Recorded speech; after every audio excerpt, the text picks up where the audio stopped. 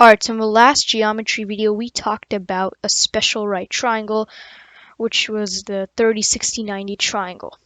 In this video, we are going to be talking about another special right triangle and the relationship between its sides, which is a 45, 45, 90 triangle,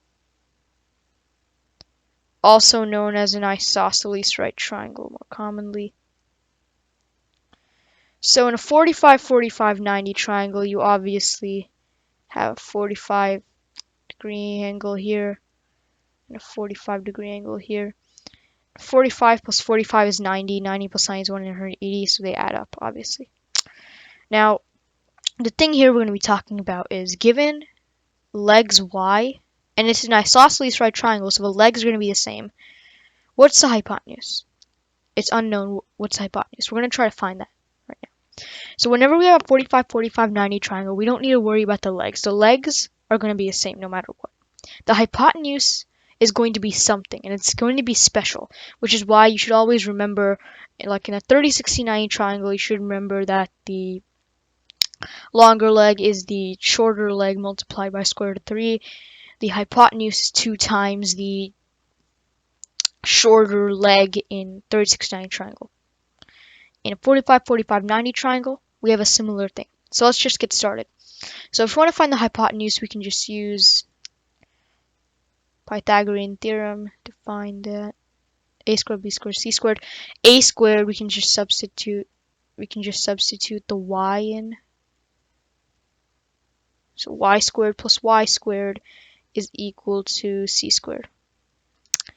Now y squared plus y squared is 2y squared. C squared. Now to find c squared, you just take the square root of 2y squared. Now square root of 2y squared, we can just break this up into root 2 and then root y squared. Root y squared, the radical gets cancelled with the square.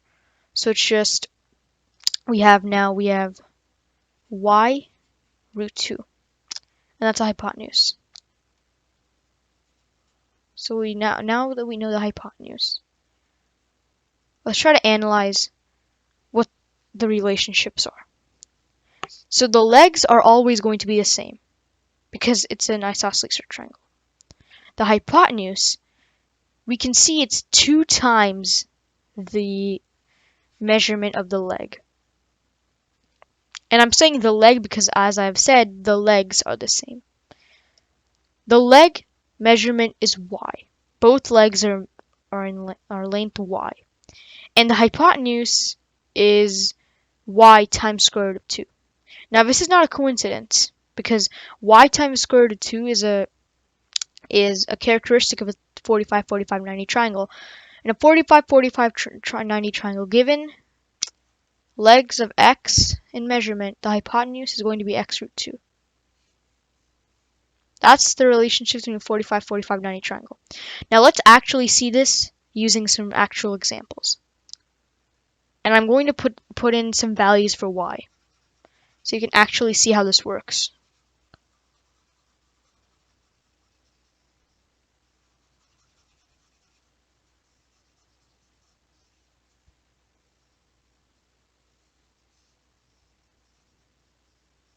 Now, let's draw our 45, 45, 90 triangle. Have a 90-degree angle here. It's going to be 45 degrees, and that's going to be 45 degrees. And let's say the legs are 4 in measurement. What's the hypotenuse? Well, again, we can just use the Pythagorean theorem. And now we know we can just plug in values for 4 equals c squared. 4 squared is 16, that's just 16 times 2. 32 is c squared. So to get c squared, all we need to do is take the square root of 32. So that's what c is equal to. And then we can just simplify the square root of 32. So 32 is 16 times 2, and 16 is a perfect square. Square root of 16 is 4, and the radical remains the same, so it is 4 root 2 is the hypotenuse. And sure enough, it's the leg, the measurement of the leg, multiplied by root 2.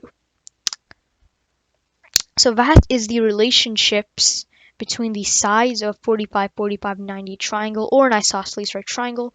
Hopefully this video was helpful, and yeah.